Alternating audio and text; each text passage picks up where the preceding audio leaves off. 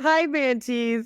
Another week of me and Halo just being absolutely unhinged. So, hello, Halo. How you doing? I'm living the dream. How are you, Samu? I'm so good. I love when Mac comes on screen and says, "Hey, pay attention to me." And wants to be a part. He wants to be a podcaster, and can you blame him? This is a great job. He's an original bantee, and I think now He he's is. kind of at the point where he's like, "Mom, I think I'm old enough to have my own show. So why do you hog the microphone? And also, why does the microphone look like a stuffy toy?" No, he brings up a lot of good points, actually. Yeah, it's He really valid. does.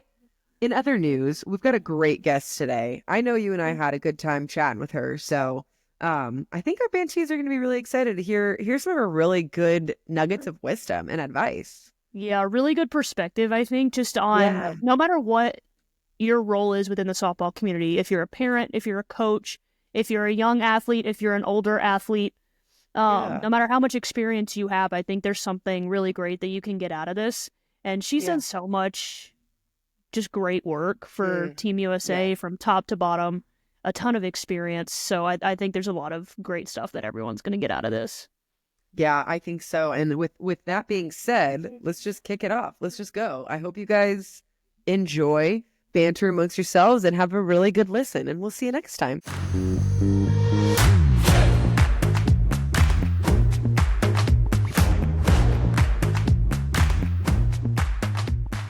All right, what is up, Bantees? I am very thrilled and very excited, and I know you are too, Sam, Yeah. to have one of our favorite people in the USA softball circuit joining us today. She is the current head coach of the USA softball junior women's national team programs, including the U15 and U18 women's national team. So if you've been around at some HPP events or any of the stuff in Vero Beach, you have seen this lovely lady. She has led the U18 team to 2 world titles, led the U15 team to 3 gold medals in 2023 alone. She's coached at all levels of the game, professionally, collegiately, privately, you name it, she's done it. As a player, she was a 3-time NCAA All American pitcher at Southwestern Louisiana and set 7 school records, compiling an 839 winning percentage that remains in the top 15 in the NCAA record books. Ladies and gentlemen, friends of the program, Kyla Holas. Hi, guys. Thanks for having me. Oh my Welcome. gosh. We're so It's a happy. pleasure. It's a pleasure to have you. Sam, I'll let you kick it off with the first question because I think we both have a good idea of how we want to kick off and start this show. Yeah, no, like what's your favorite Taylor Swift album? Boom. Well, it kind of changes with my mood. Feel that. That's right. I think that's what the best part is about Taylor Swift. She has so many different albums that kind of go through everything you've kind of been through in your life. I'm dying for the rep to come back out again, please. But I've really Yeah. been in my 1989 era right now. It's so vibey and poppy and happy. And that's where I am right now. So I that's what's been on more. That's great. That's the strongest start we've ever had on an interview. So we're asking It the really important is. question first. It really Yeah, is. In 1989, I think you're speaking Sam's love language with that album I too. do be it's So, a, so good. I, So good. I do be a 1989 girly. Kyla, to talk about, I guess, equally as important stuff, I would love to know, because as Halo mentioned, you've seen all the different levels you've kind of been through and been around many different ages, all different sorts of talent. Do you have a different approach based on who you're talking to, or are you kind of across the board speaking to everybody, all the players the same? I would love to hear how that kind of meshes with who you work with.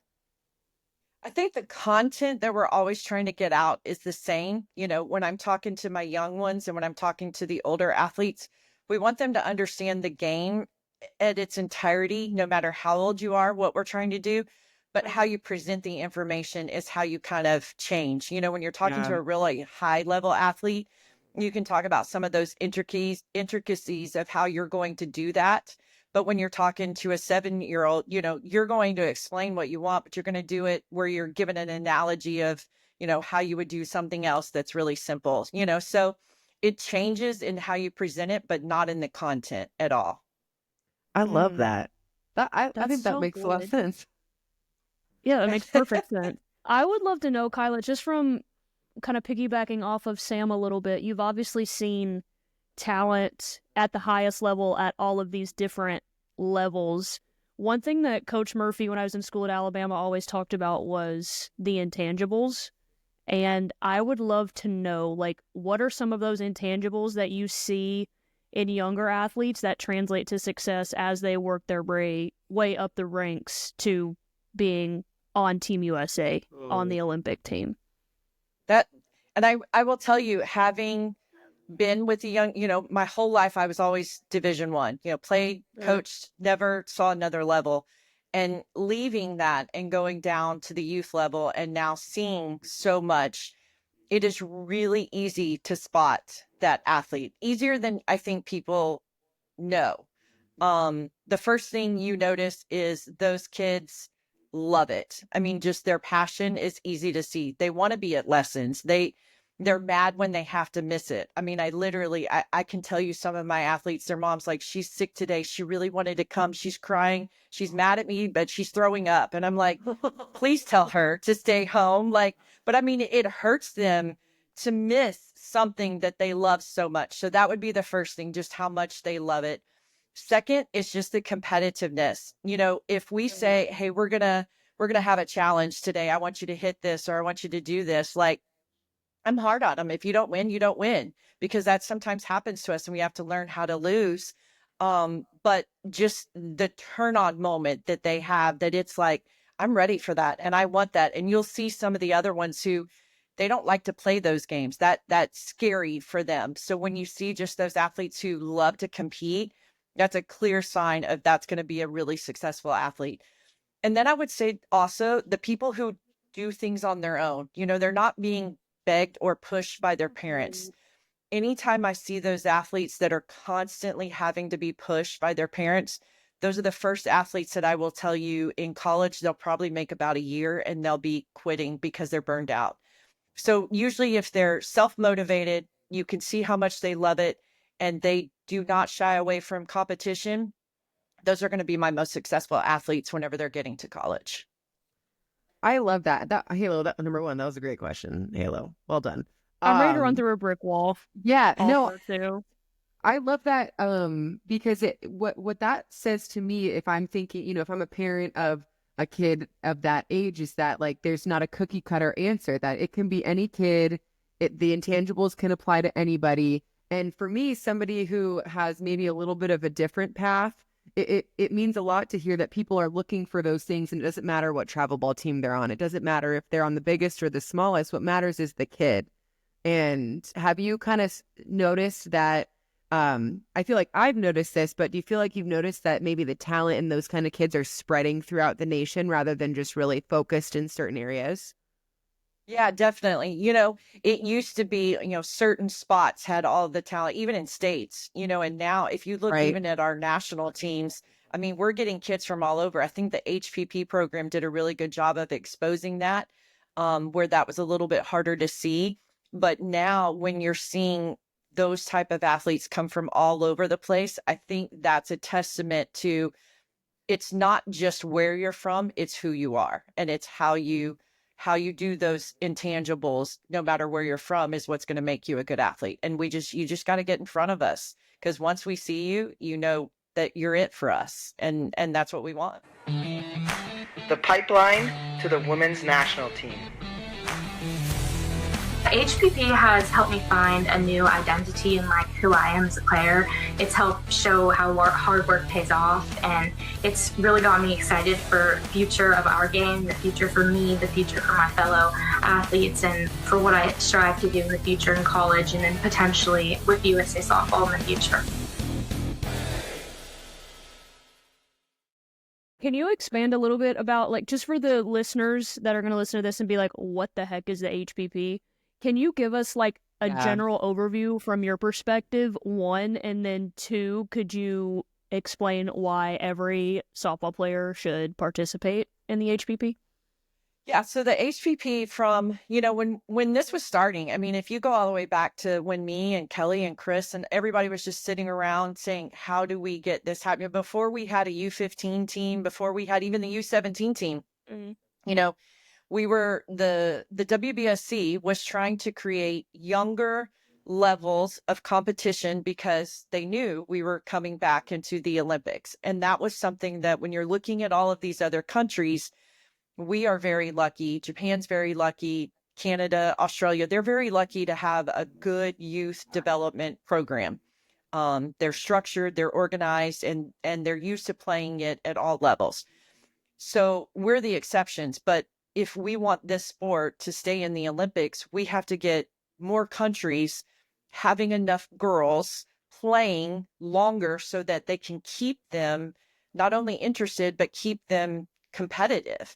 And so when they were doing that, the WBSC said, we need to create a younger age group. So they started with U17 team. That was the first, because before that, it was only a U19 team. Right. So I had the first U17 team, right? Then they went to a U18 team. Then they brought a U15 team in.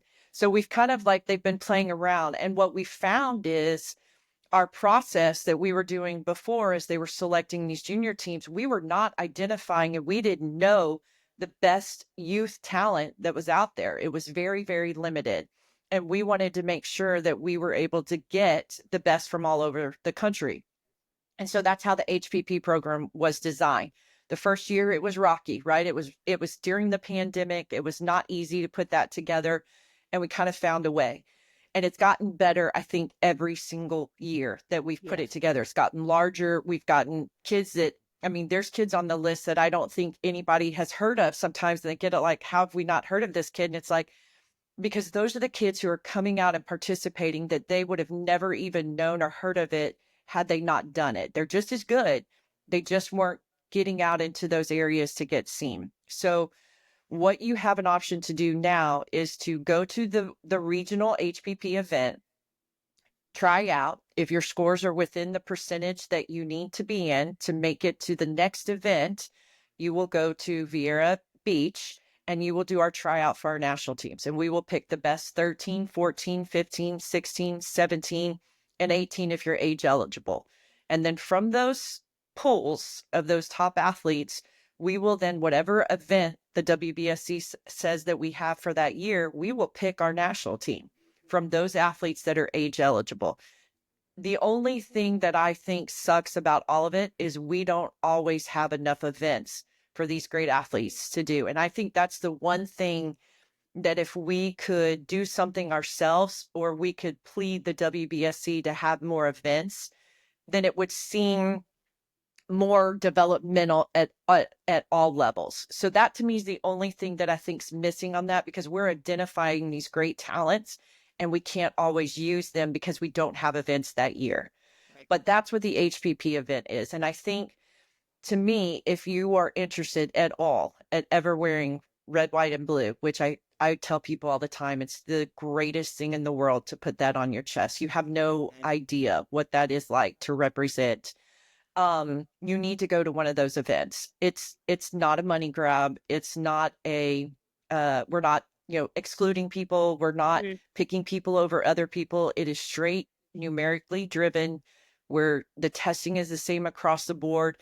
And until you get to Vieira Beach, when you're at that moment and you're playing against everyone, that's where it starts becoming, what does it look like when you compete? Until then, those numbers are the same for everybody. How they're measured, the metrics are the same. So I think that's really nice to know that there is no favoritism going in until the very end. Like that moment it's the same all the way. And then at the end, it's how you play the game. And what a great way to be measured on, Totally. And I would love to know, like, because I've had kids, at these events ask me, for advice or whatever, as I'm just an evaluator, then I go home and I don't do anything else with it. So what would your advice be to a kid or to parents that are like, I'm a little nervous, at the end of the day, it is a tryout. Do you have any words of wisdom that would make sense for families to know for these kinds of events? I think anything that I hear people get a little frustrated with is that they don't know the measurement system. They don't know what they're being measured on or how the numbers are counting. So I would say either we need to maybe do a little bit better job of explaining that, or they need to do better of, if we are explaining it, reading it and understanding how the point system is done, how the numbers are being measured. Because I think That's where they get a little confused. Their eyes say my kid did really well, but they're not sure what the measurement is, so they don't understand what well is. That's the first thing. And then the second thing I think is when they're choosing positions, sometimes I don't think they choose positions that are their best. And so they put themselves in a spot that maybe they're trying to do something that's not their best. And I think if they would do better position choices and better understanding of the system, how they're being graded and what they're being graded on and where to be, you know what I mean? Some of that too is they don't understand. They didn't listen on how many throws and what counts and just if they understood a little bit better, their numbers would be better because they would have more knowledge on what they're being graded on. And if they did their best positions, they would be showing their best foot forward. So that would be my two things for them. If you're listening, really understand what you're being graded on and really choose your best positions. Oh, that's a big one. I love that. I wish so badly that this was around when we were younger, because as a kid that grew up, like I grew up in a town of 2,000 people, like more cows than human beings in my hometown of Sweet Morris, Alabama. Like, if something like this existed and there was an event in Birmingham, like, you bet your bottom dollar my parents would have taken me just to get me in front of the right people. So I think like what this is and represents is just so great for building the future of USA softball, but also to your point, like, it's evaluating the right talent. And that's kind of what I want to ask you is, like, can you elaborate just a little bit specifically on what those evaluations are, what you look for as a coach, both in the individual regional HPP events and then the invite event that's in Vero Beach when they finally get into competition? Like, what do your eyes naturally go towards? You know, the regional events, I think, is just their pure athleticism. You know, we want to see the strong, the fast, the talented, you know, the good hands, good footwork, good reads, like just the athletes can play the game. And then when they get to Vero Beach and we're actually watching them play, that's a whole different game that we're considering. You know, when you have a limited roster and you are watching an athlete play, you're not only deciding, can that athlete play that position? Could they potentially play another position? If they're only an outfielder, could they potentially play every position in the outfielder? Or are they only right field? And unfortunately, sometimes that takes some people out of things. You know what I mean? Yeah. You hate to say that because there's some great athletes, but when you have 15 spots and you might be the person that you play that position really well, but we need a person who can play anyone at any time. We're going to take the kid who can play any position anytime. And I know that might contradict some of the things we said earlier about, hey, play your best positions. Right. But when you look at an athlete and you're asking that athlete to be great at an outfield position, we hope that you can play every one of those really well. Right. And that's something that I would tell all of those athletes. If you're playing outfield, spend time at each of those positions, learning that really, really well. Same thing in the infield. If you're second base, play shortstop. You know, if you're first, play third. If you're catcher, play first or third. Like, do some things that are relative to what you potentially could do, but that ability is what matters when we're making that really limited roster. And you also have to understand, when we're looking at athletes, everyone's probably a 3 or 4 on their roster of where they hit in the lineup. You're going to have to be a 9-hole. Somebody's got to sit in the bottom. Somebody's got to sit in the 7. And we need the athletes who understand that. We need the athletes who are going to be willing to move spots in the lineup, play different positions, but they understand what they're doing it for. They're doing it to win a gold medal for the United States of America. And that's something that I think, when you think about who is that type of athlete, when you're watching, that's a different type of athlete. That's not everyone standing on that field. So that's what we're looking for. Oh, we love that. I am ready to run through It's funny because, you know, I think about Jessica Mendoza. She went into college as a shortstop and she's an Olympic outfielder, you know, so I think the willingness to play somewhere else. And I think that comes down to what we talked about earlier is the intangibles of, like, I want to be on this team. I want to be a great teammate. I might not be the shortstop, but I can contribute elsewhere. So kind of that mental piece of opening up a little, because I've seen it plenty. I know we all have, where it's like, well, no, I'm this. It's like, you're putting actually a ceiling on yourself, girl. Right. like let's broaden the horizons and let's see what you can be, because the opportunities really are endless, especially like what you're saying, looking at the athlete overall, looking at what they can do. But I know that the mental piece is huge. Halo and I talk about it a lot on this podcast. But what is something that you notice among kind of the age groups that you're working with, and maybe some advice and the mental game, like the mental side of everything? At Higginbotham, we put people first. Our specialists are here to serve you, the people you care about, and your success. Insurance, HR, and financial services. Inspired by you. I would say the biggest thing that we have with the young, like the U15 team, the U18 team's really, really different. But the U15 team that we've gotten to work with so far, the different ages, they're not playing the game as smart as they can play. So we try to talk to them a lot about that. They're a little too overcoached, and they're not allowed to play and kind of make mistakes and learn from it. They don't always trust themselves enough. So when they're with us, we really try to talk to them about, hey, you're here for a reason. Hey, you can see this, you can do this, trust yourself. And we always try to give them some rein, and we see them hesitate so much because I feel like they're just overcoached in the younger levels. They're not letting these kids play and learn and feel. And those are some of the things that if we could do that sooner, those athletes would be better. You know what I mean? That's something that when you watch our women's team, or even our 18 team is better at it by then.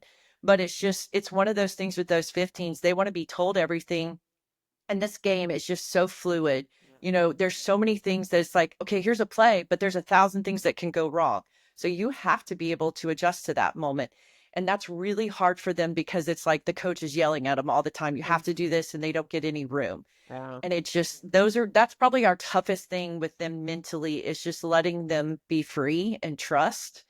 The easier thing with them mentally is if you give them a little bit of confidence, they will run through the wall for us. So that's one of the things I think, like, if you've looked at all of the assistants that I've ever tried to choose in different, I've been so blessed with such great assistants because they're just amazing humans at pumping people up. I'm a little bit more of the organization side, and I can kind of see the bigger picture. And I know I surround myself with people who are just strong mental people to help these kids just feel amazing. And every assistant I've had has just done a great job with these kids. I mean, they truly leave loving their experience with them because they just pumped them full of life and confidence. So I think that's the balance. I think they leave being more confident, but I think if we could give them more freedom sooner, they would be better coming in. Oh. That's amazing. Yeah. What is that? Okay, I know you're like an organizational guru. Like, I've seen and heard rumors of these practice plans that you like everything. It is organized to a T. I respect that because I am not like that at all. If a coach right now is listening to this and is like, oh wow, like I'm a person that tends to overcoach. Practically speaking, what does that look like to implement freedom into a practice plan?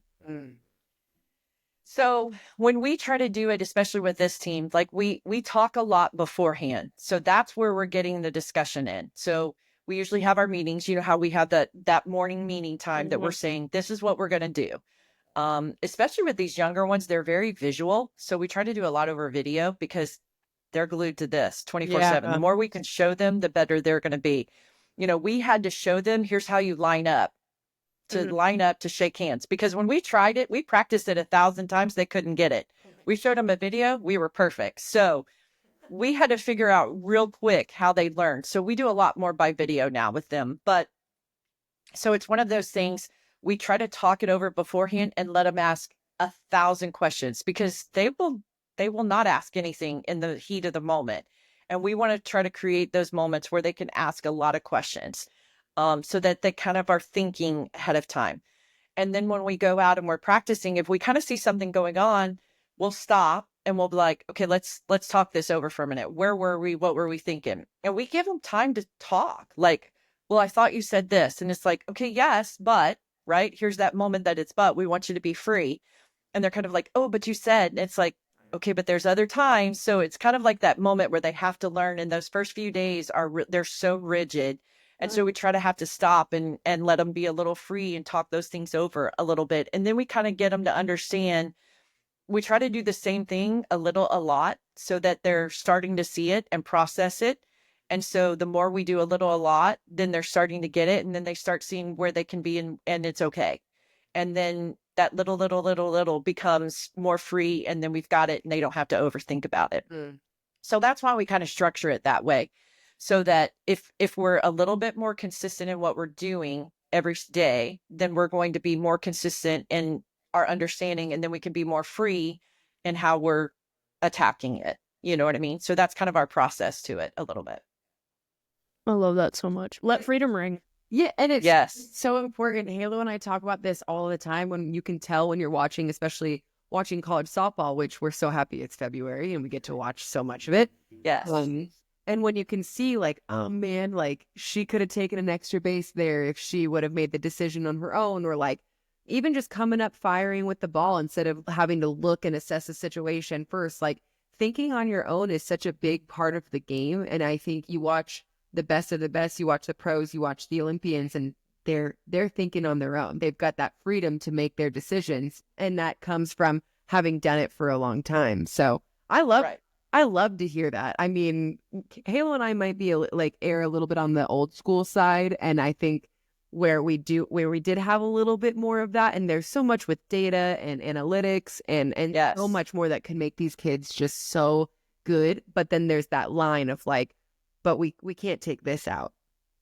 Right. Yeah. Right. Yeah. How do you incorporate anything like that, like the data side or the tech side? Is that something that you feel like you've incorporated or are interested in? In my facility, yes, but we don't get as much time with this. You know, like this U15 team will show up and play. Like we won't even have time to do anything. Now, this last summer when we had that week in Oklahoma, we got that. So that was amazing. So I hope, we get something like that in the future again.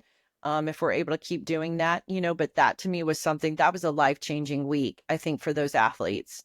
Being able to come together and not only work with the older ones, but then to interact with all of the staff. So you got, conversations with all kinds of people and staff. So you were hearing the same thing in different ways, and you never really know what clicks, because we're all kind of saying the same thing, but a different way. And it was just magical. It was really, really cool. Those kids were still talking about it even when we left. I mean, they were telling other people about it. Everybody was like, man, I heard that was such a great week. And it just snowballed outside, and it just became this magical moment that we wish we could always have. You know what I mean? But this one, we won't be able to do that.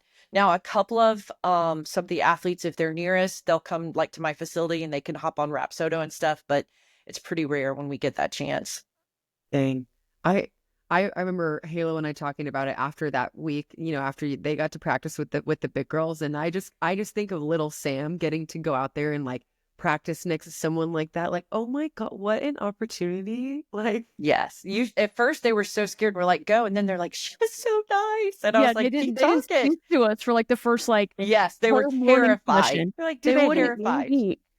They wouldn't speak. They're like, it was really awesome to watch them open up and learn and ask questions, and then like you said, like you're giving them that platform to be themselves and be confident, and then that team went out and absolutely crushed it. I think there's something to be said for that. It was also really cool as an older athlete that was on the big girl team. It put everything in perspective. Because we get so wrapped up in the process of trying to win a world championship, trying to make the Olympic team. Like, there are so many rabbit holes and deep, dark rabbit holes that you can go down as an athlete that's playing for Team USA. There's a lot of pressure associated with that, with playing on the women's national team. And to have them be around, it was just like, okay, I'm seeing this how I should see this. It's putting things into perspective for me. I'm so lucky to be here. I'm lucky I get to wear this jersey. I get to set a standard for the future of who's coming next. Team USA and that next generation. And that was, in my year of retirement, that was probably one of the coolest things that I think I had ever been a part of. Yeah. And when we did the number project too, that Coach Tar made us do, I love that. Yes. the the kid that wore 8 like put me in the presentation, and I was sitting there like absolutely sobbing. Like, yes, and they were crying. The presentator was crying. Like everybody was just crying. It was just like but it was like just crying from just joy and appreciation of just, it was the coolest thing ever. it was, You know what, the other thing that was so awesome, and I don't know that Sis told enough people. So we finally got to our event time and we practiced, the pregame, when you get your one pregame, the first day of the event. Okay. So we practiced it and we were like, we're going to kill this. You know, the standard that the big girls set, we're going to do this. Sis happened to come to that first game. And so my husband was there and he was sitting next to Sis. And I was like, okay, tell Sis to watch this because we practice. And I was like, oh, let's go. Let's go. I said, we're doing this. We're doing this. This is our moment. We practice. It was flawless. I mean, perfect. She had chills. She jumped up. She was like, that was the best. I've never seen anything in the world. That was perfect. They were so fired up. I mean, it just set the tone for the whole event that they nailed it in front of her. She set the tone for them too, because she was so fired up. It was awesome. It was the coolest moment ever. And then we just proceeded to kill everybody. So it was really cool. Literally did. Oh my God. Kill everyone. It was awesome to watch. It was rough for everybody else because we were just on fire. That's but how that we like moment it. set That's it. how That we was like the tone. That was the tone, and it was done. It was really cool. That's what we love to see, is everybody supporting everybody. So like, if one of us succeeds, we all succeed. So it's just, fighting together to get to the top. And I just love to hear that. But Kyla, we so love your input and your, what you've given to the game and what you've given to these young athletes, especially as we look forward to 2028 and hopefully 2032. And I can't believe those years that I'm saying, like, that sounds absurd. Wow. But, it takes all of us, and it takes, like we said, it's starting younger. So starting to get the mindset right. And we just appreciate so much your involvement and the wisdom that you can impart on these kids. And Halo likes to wrap up with a really, I think, perfect question to kind of tie everything together. So I'm going to give her the floor here to finish us up strong. Yeah, and I'm really interested in what perspective you're going to take on this too, because you've been at so many different levels and coached at so many different levels. But if you could give any advice to your younger self, what would it be and why? How young are we going? As young as you want, like 10? Because I'm really old. I thought you just turned 29. Yeah, right. Like 3 times. Did we not? To my younger self. Oh, that is such a good one. I would probably say to enjoy it a little bit more. There were so many times I was so driven and so I was supposed to do that. So, I worked so hard that I was supposed to win. I was supposed to be the best, that I forgot to enjoy some of those moments. So I would say to just enjoy it a little bit more, because I always don't. Sometimes I miss that because I'm supposed to. Oh, that's so good. That would be it. That was a great answer. Phenomenal answer. Well, Kyla, thank you so much for taking the time to chat with us. I know a lot of people are going to get some really good nuggets out of this, and ditto to everything that Sam said about what you do for the program and building the next generation of Team USA athletes. It's pretty cool to follow along, and you're just the best. Yeah. Thanks, guys. Appreciate it. Take care. Thanks, Kyla. Bye. At this time, we would like to thank the USA Softball Store at usasoftballstore.com for our amazing gear this week. You guys can have the exact same gear that Samu and I have literally right now if you go to usasoftballstore.com. So go literally right now, and you can use code BHB15 right now and get 15% off your entire purchase. So buy a lot of stuff, get that 15%, let it all go to use. usasoftballstore.com. Again, that code is BHB15.